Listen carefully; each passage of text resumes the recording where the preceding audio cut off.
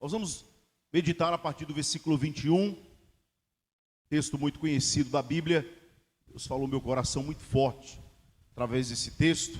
Terça-feira, culto de oração. Esses dias eu vi não sei se era um meme, mas era uma provocação, que dizia assim: quem bebe água só dia de domingo morre de sede. E essa propaganda não é sobre água. Eu falei, interessante. Quem bebe água só dia de domingo morre de sede. Mas essa propaganda não é sobre água. Entendedores entenderão. Terça-feira é culto de oração.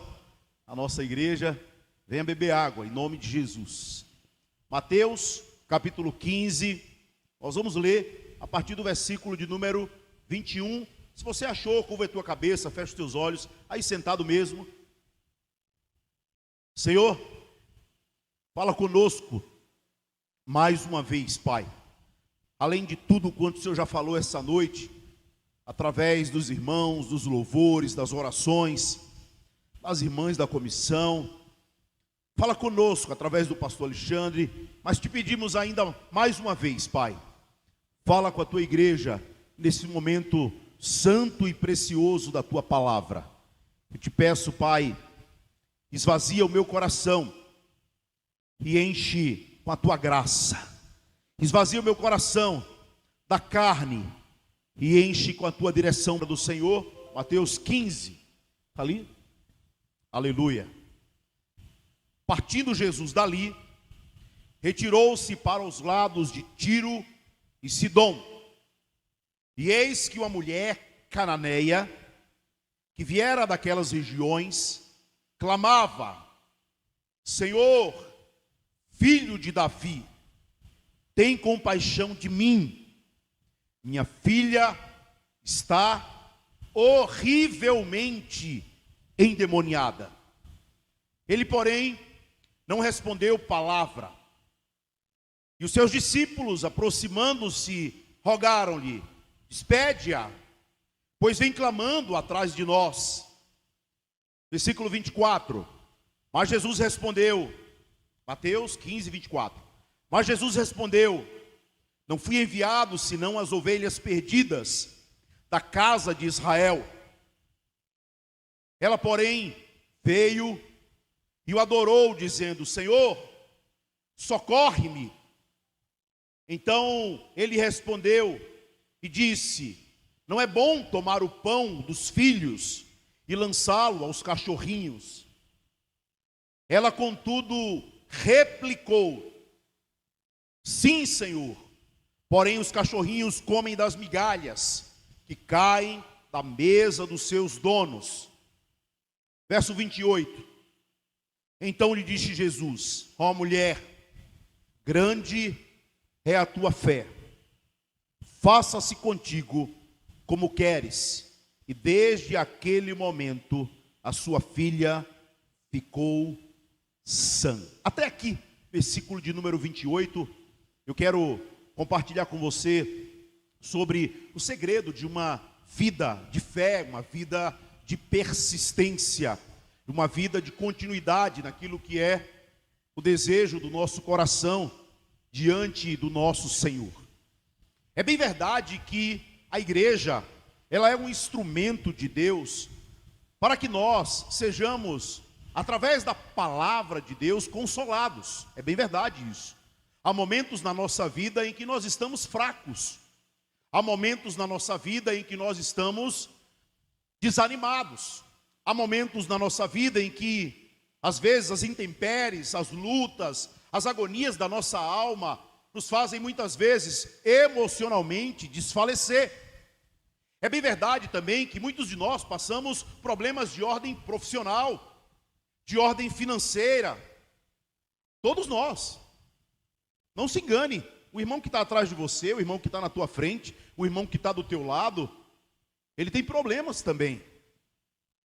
Nós temos problemas de ordem financeira, que muitas vezes queremos fazer alguma coisa e não conseguimos. Não conseguimos. Isso muitas vezes mexe conosco. E a palavra de Deus, ela tem o efeito de nos fortalecer, nos renovar, nos levantar, né? Então, em primeiro lugar, a palavra de Deus, ela consola. Em segundo lugar, a palavra de Deus, ela corrige, ela exorta, ela trata de nós. O autor de Hebreus vai dizer que o pai corrige o filho a quem ama. Então, muitas vezes, Deus quer corrigir o nosso coração, a nossa caminhada, as nossas crenças, o nosso comportamento, a nossa teimosia, a nossa vida de alguma forma, em qualquer área, sobretudo no nosso relacionamento com Deus. E Deus tem esse poder, através da sua palavra, de trazer correção na nossa vida. E não se engane, quando Deus nos corrige, isso é bênção de Deus para a nossa vida.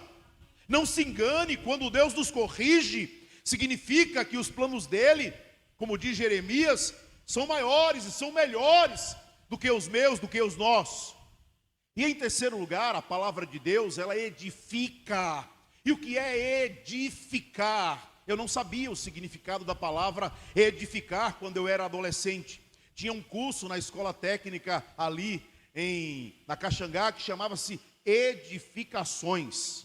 A pessoa fazia o ensino médio até a 8ª série, e depois ele fazia um curso de ou eletrotécnica, ou eletrônica, ou edificações. O que é edificações? É construção. Edificar é construir. Então Deus está todos os dias, através da sua palavra, construindo em nós um caráter, construindo em nós uma vida, construindo em nós uma história que se assemelhe a Cristo. Essa é a grande obra do Senhor sobre a igreja, sobre nós.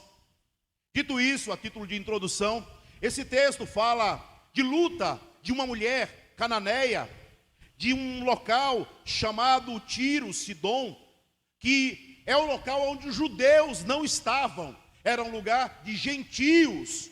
Esse lugar não era um lugar onde havia ali pessoas que foram ensinadas como um povo que amavam a Deus, que serviam a Deus, que esperavam o Messias. Não, eles só ouviram falar. Então essa mulher cananeia de Tiro de Sidom, ela ouve falar que Jesus vai passar na cidade.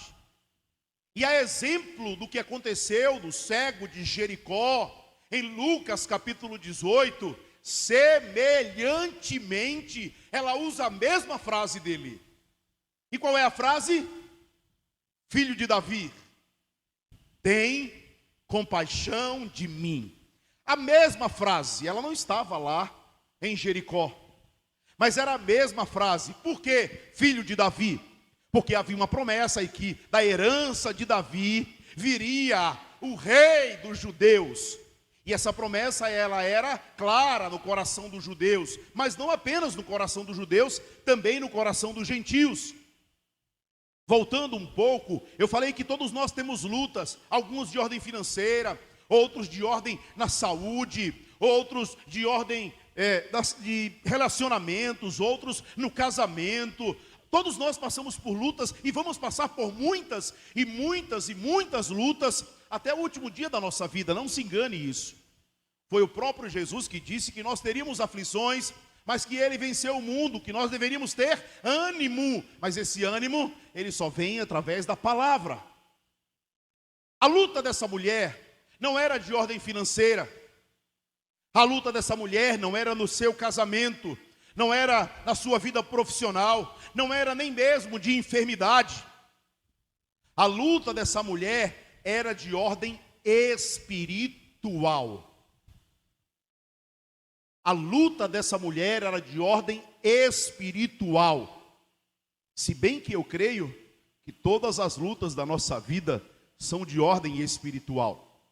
Então o texto começa dizendo de onde essa mulher é, o endereço dela, a região dela. E deixa claro nesse texto a região, porque Jesus veio para os judeus. Ele não veio para os gentios. Ele deixa claro isso no próprio texto. No versículo 22, a Bíblia apresenta essa mulher clamando, gritando, chorando, orando. Mantenha aberta a tua Bíblia. Ali no versículo de número 22, Essa mulher reconhece Jesus como Messias, reconhece Jesus como filho de Davi, reconhece Jesus como aquele que pode resolver o problema que ela enfrentava, reconhece Jesus como o único que poderia trazer respostas às dores da sua alma, consolo na sua alma. Então ela clama, a Bíblia diz que ela chega e começa a gritar: filho de Davi, filho de Davi, filho de Davi, filho de Davi, tem compaixão de mim. Na minha Bíblia tem uma exclamação, não sei se na tua tem, depois do nome tem compaixão de mim, depois da frase tem compaixão de mim, tem uma exclamação. Uma exclamação significa uma afirmação, significa de ordem mais enérgica. Uma frase, uma palavra. Quando tem uma interrogação, uma pergunta: amor, tem comida hoje? Quando a gente chegar em casa depois do culto, uma pergunta. Uma afirmação é: amor, tenho certeza que tem comida quando nós chegarmos em casa hoje à noite. Então essa mulher, ela exclama dizendo: filho de Davi, tem compaixão de mim. Ela não pergunta. Essa mulher, ela estava convicta. No versículo 22, ela poderia ter apresentado a luta dela de forma genérica, como nós cristãos muitas vezes fazemos na igreja. Irmão, tem alguém que gostaria de fazer um pedido de oração? Aí alguém chega e fala assim: ora pela minha casa, ora pelo meu trabalho, ora pelos meus filhos. Essa mulher não, a luta dela, ela deixou patente e clara. Ela disse: filho de Davi, tem compaixão de mim, a minha filha está horrivelmente endemoniada. Porque assim, irmãos, chega um determinado tempo na minha luta e na tua luta, que a vergonha ela sai, que o milindre ele sai. Chega um determinado momento na minha vida e na tua vida, que a gente não esconde mais as nossas necessidades. Chega um momento na nossa vida em que às vezes o orgulho de não expor a nossa casa, a nossa vida, a nossa família, a gente fala assim: olha, eu estou precisando de oração, irmão. Mas chega um momento que a luta é tão grande que você diz assim: olha, eu estou precisando de oração, e é pela minha vida financeira. Olha, por quê? Porque está doendo muito. Então o orgulho ele sai e a gente coloca claramente qual que é a luta. Então essa mulher diz: Jesus, tem misericórdia de mim, porque a minha filha não está endemoniada, está horrivelmente endemoniada. Ou seja, historiadores vão dizer que essa menina manifestava o dia inteiro demônios nela, a voz mudava. A Bíblia não vai dizer, mas os historiadores vão dizer que ela se caía no chão e se debatia no chão todos os dias, todas as horas, de forma ininterrupta. A Bíblia vai dizer que ela era a Bíblia não vai dizer, os historiadores vão dizer que ela era violenta. Então ela não vai dizer: minha filha está endemoniada. Ela vai dizer: a minha filha está horrivelmente, terrivelmente endemoniada. Só Deus sabe o que aquela mãe passava em casa. Só Deus sabe. Obrigado, querido. Mas o que mais tem aqui é água. Pode deixar mais aqui. Eu estou horrivelmente com sede. Obrigado, querido. Então, vamos aqui caminhando. Mantenha aberta a tua Bíblia, mantenha aberta. Mantenha aberta. Vamos caminhando. No versículo 23. No versículo 23, na minha Bíblia vai dizer: ele, porém, não respondeu palavra.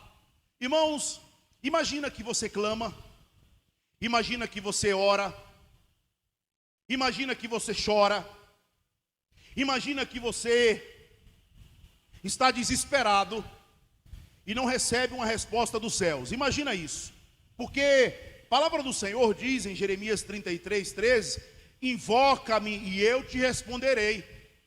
Não é isso que diz na Bíblia? A Bíblia vai dizer no Salmo 50, versículo 15: me procura e me busca no dia da tua angústia e eu te livrarei. A Bíblia vai dizer que Deus ouve a oração daquele que levanta um clamor.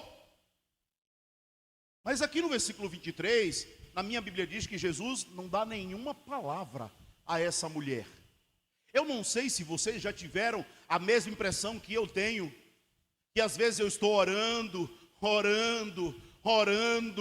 e parece que a resposta não chega.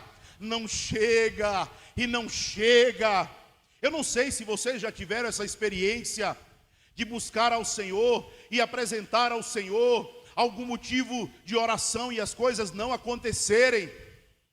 Foi exatamente o que aconteceu com essa mulher. No versículo 23 diz que Jesus não respondeu à oração dela. E aí você pode pensar assim: poxa, será que Jesus não estava percebendo a luta desta mulher? E aí vem as hipóteses que a gente... Será que tinha pecado na vida dessa mulher? E aí vem as hipóteses, né? Lembra dos amigos de Jó, que disseram que ele estava passando luta porque ele estava em pecado? Lembra da história da figueira? Lembra da história do filho que nasceu mudo, que os discípulos disseram: quem pecou, ele ou os pais dele, para que nascessem assim? E aí Jesus disse: nem ele e nem os seus pais, mas isso aconteceu para manifestar a glória de Deus. E todas as vezes que as coisas não acontecem na nossa vida, a gente vai procurar uma resposta plausível, uma lógica humana, uma resposta racional. Será que está errada a vida daquela mulher? O que aconteceu? Como muitas vezes alguns irmãos dizem assim: será que foi maldição hereditária? Deixa eu contar um segredo para vocês: não existe maldição hereditária para quem cuja vida já está nas mãos de Jesus. Não existe essa história de que meu pai era alcoólatra, eu também sou alcoólatra, mas só que se um dia eu me rendi a Cristo, quebrou na minha vida aquilo que estava sobre a primeira, segunda, terceira geração, foi quebrado. Amém? Amém? Então quando alguém falar isso pode ser maldição hereditária, você diz assim: não, a minha vida já está nas mãos do Senhor. Isso aqui é algum propósito que Deus quer completar e cumprir na minha vida. Isso é algum propósito que Deus quer cumprir na minha casa. Deus está trabalhando, eu creio no poder de Deus. Então Jesus não responde a essa mulher. Mantenha aberta, sempre aberta a Bíblia. Versículo de número 23, Jesus não respondeu uma palavra. Só que o versículo, ele continua. Os discípulos de Jesus chegaram para essa mulher, no versículo 23, e disseram para Jesus: Senhor, essa mulher vem clamando, vem gritando, vem rogando. Despede ela, Senhor, porque ela está vindo atrás de nós. Despede essa mulher, Senhor, manda ela ficar aí. Ou seja, além do silêncio do rei, do Senhor, ainda tem o desprezo dos discípulos. E eu preciso contextualizar. Às vezes a nossa oração não é respondida, e os nossos irmãos que estão ao nosso lado, ao invés de ser um instrumento de Deus na nossa vida, para nos ajudar em oração, acabam desprezando a nossa vida, desprezando a nossa luta, e dizendo que a gente está incomodando, e que as coisas não mudam na vida dele. Deixa essa pessoa aí do jeito que ela está, porque ela não quer conserto, ela está gritando aqui, incomodando o mestre. Então o silêncio de Deus, depois o desprezo dos apóstolos, dos discípulos, dos irmãos, daqueles que andam com Deus. E é isso que acontece na igreja hoje, irmãos. Às vezes as pessoas estão passando por luta, e muitos de nós estamos vestindo a camisa de discípulo que despreza. Aí o versículo 24. Primeiro, o silêncio de Deus. Segundo, o desprezo dos discípulos. E agora, não é mais o silêncio de Deus. Agora é uma resposta dolorosa. Eita Jesus! Eu disse aqui na vigília da sexta para o sábado que Deus sempre responde nossas orações. Ou Ele fica em silêncio, ou Ele responde. Mas quando Ele está em silêncio, Ele está respondendo também. Eu digo sempre que Deus responde. E aí, mas às vezes a resposta de Deus é não para nossos pedidos. Desculpa te frustrar, Deus não é um Papai Noel, Ele é o Papai do céu. Desculpa te frustrar, mas às vezes Deus diz não para os nossos pedidos e não para as nossas orações. Porque às vezes a gente fala assim, eu vou orar e Deus vai responder. Não, irmão, você vai orar e Deus vai responder se a tua oração estiver alinhada com aquilo que Ele quer fazer na tua vida. Lembra de Tiago? Vocês não recebem porque não pedem, ou porque pedem mal, para esbanjar os seus próprios prazeres. E aí Jesus agora responde no versículo 24. Jesus respondeu: eu não fui enviado senão as ovelhas perdidas da casa de Israel. Agora também desprezada pelo Senhor. É verdade, irmãos. Desprezada pelo Senhor. Mas poxa, pastor, a palavra do Senhor diz que Deus veio para os seus e os seus não os receberam, e todos aqueles que o receberam foram chamados filhos de Deus. É verdade, irmãos, é verdade. Mas eu creio no meu espírito que Deus tem forma de trabalhar que é superior ao nosso entendimento humano. Eu creio no meu coração, eu creio no meu espírito que as promessas, as obras, os caminhos, os desígnios de Deus não são como os nossos caminhos. E Deus disse não para aquela mulher. Eu não sei se Deus já respondeu todas as tuas orações, mas Deus tem dito não para muitas das minhas orações, irmãos. Muitas. Ou pelo menos está em silêncio nessas orações, em muitas delas. Então Jesus claramente disse não para ela. Eu não sei o que é pior, o silêncio de Deus, o desprezo dos irmãos ou o não de Deus.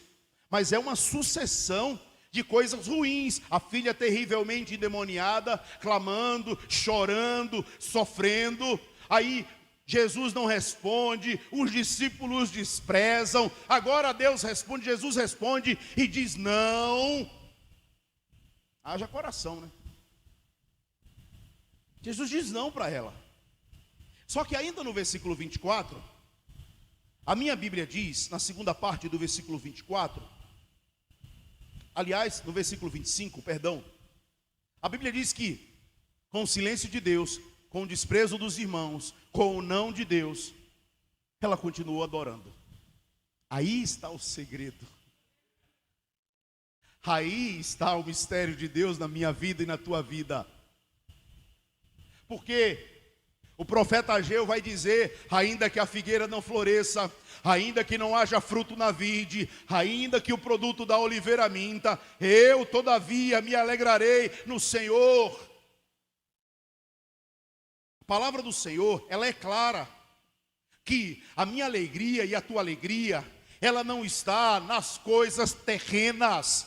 A minha alegria e a tua alegria, ela não está nas coisas que eu recebo apenas. É bem verdade que quando Deus realiza promessas na nossa vida, nós ficamos como no Salmo 126, ficamos como quem sonha, a nossa boca se enche de riso, ficamos como quem sonha, mas a nossa alegria, ela não é apenas das coisas terrenas.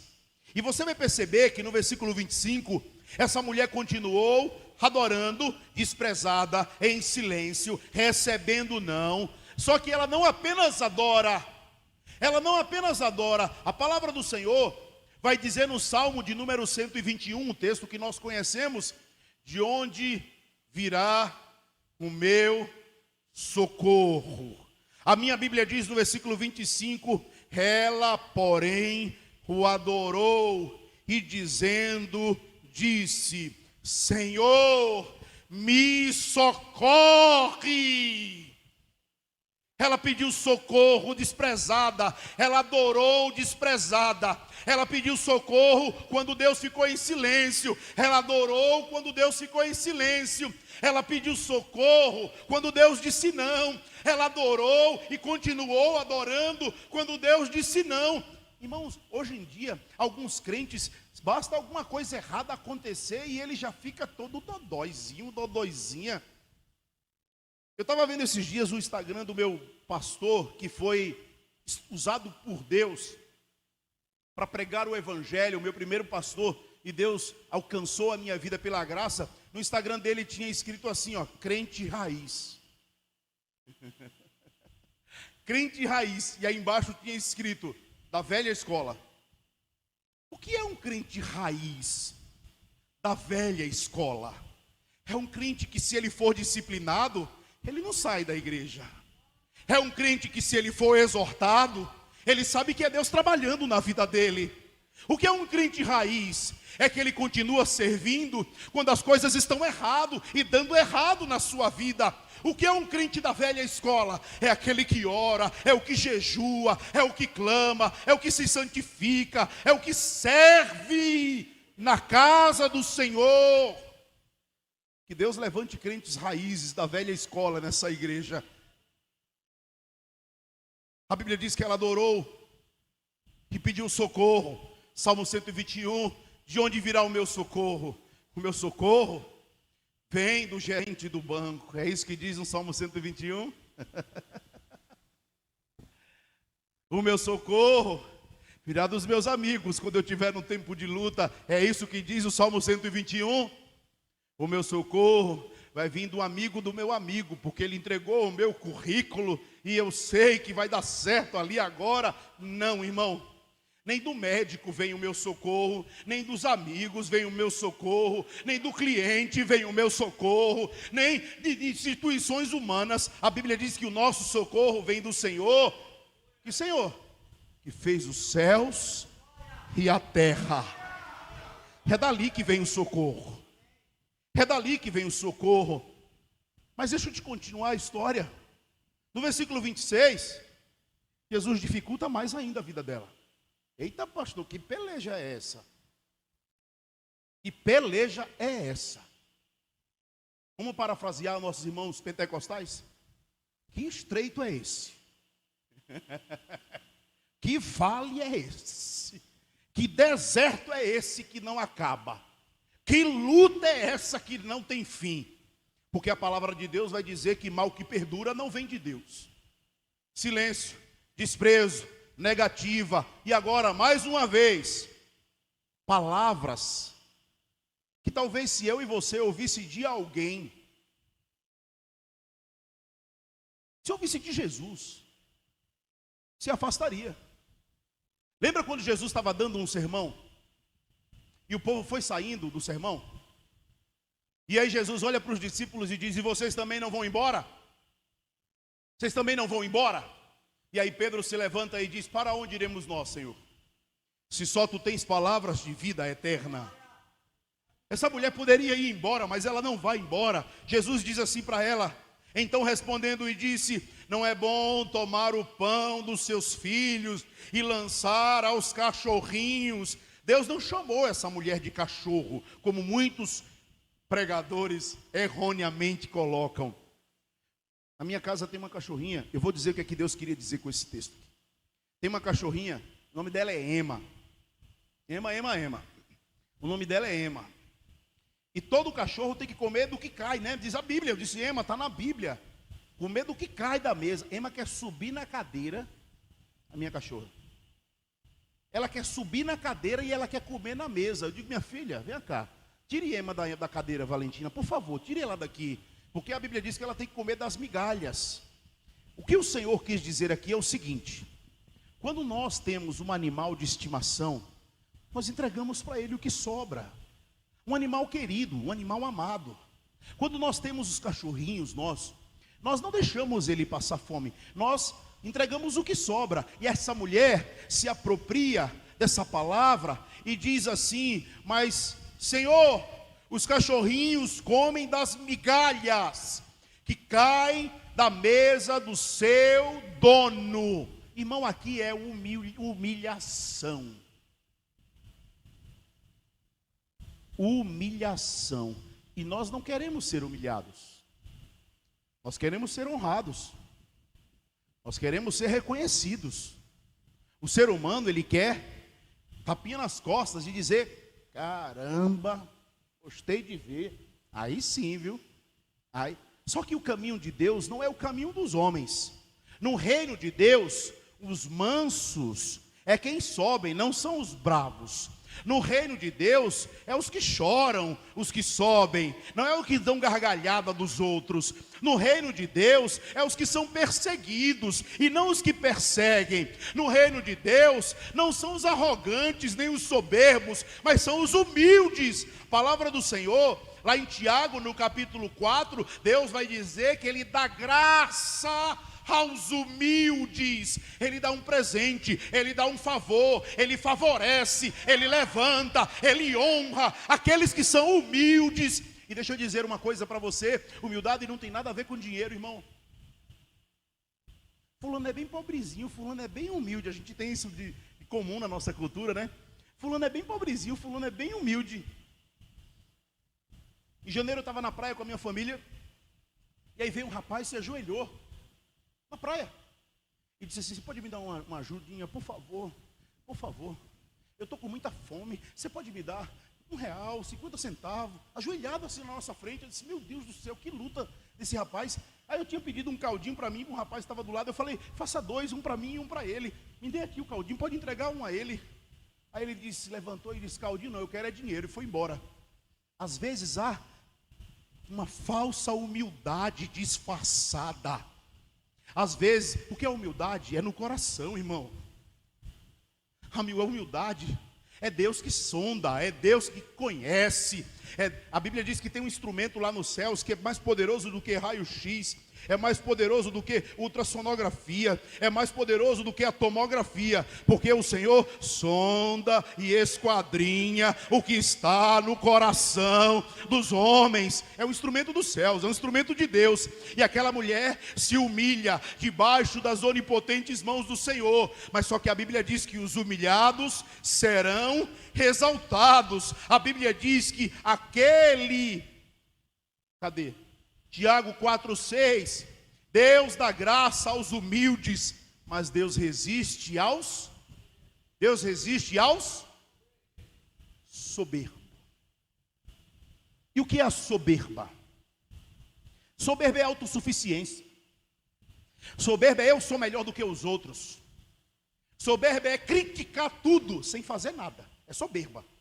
Tem gente que é especialista em criticar. Bota para fazer. Não, eu não quero fazer, eu só quero criticar.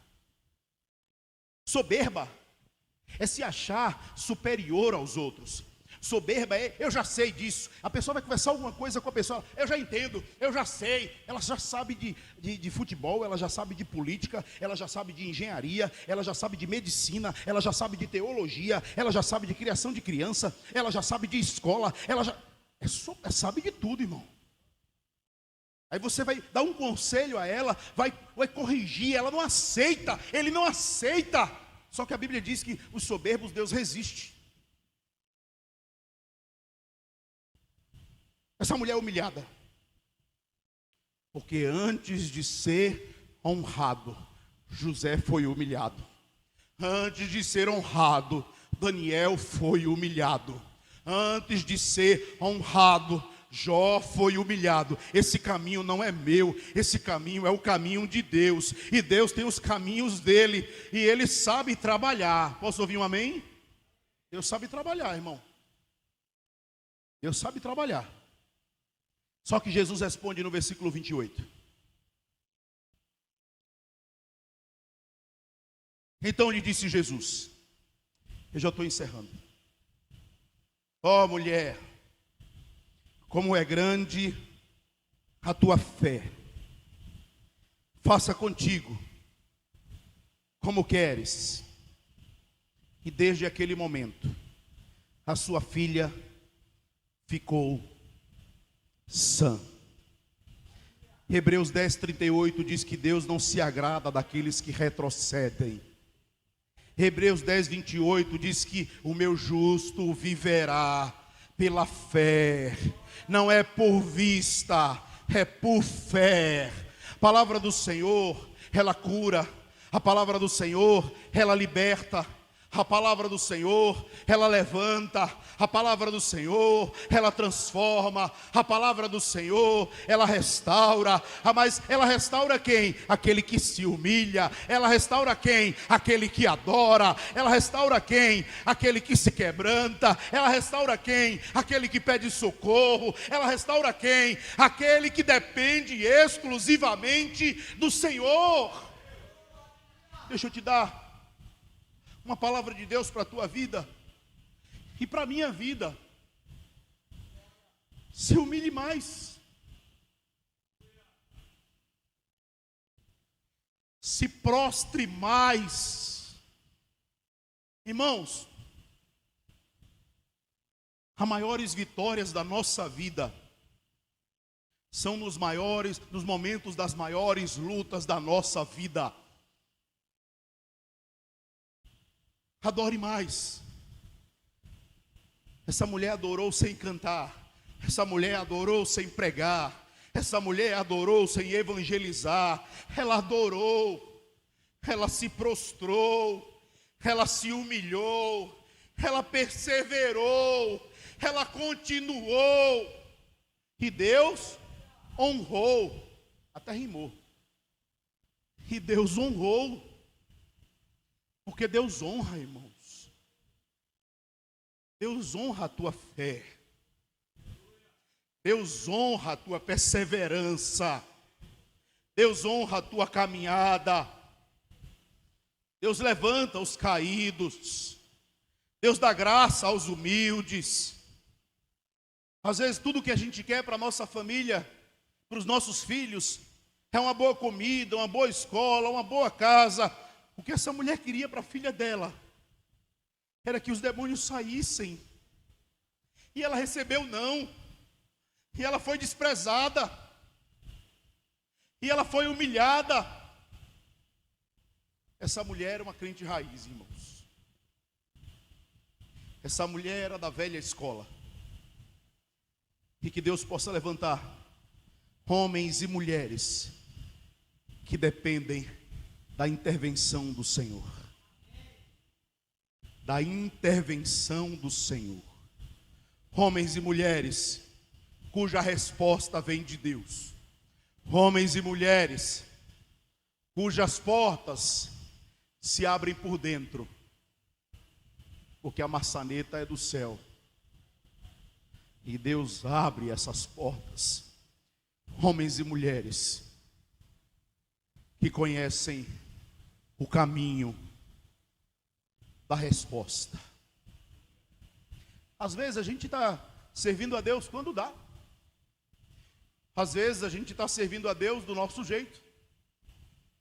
Às vezes a gente não consegue ouvir um não, e a gente já fecha a cara.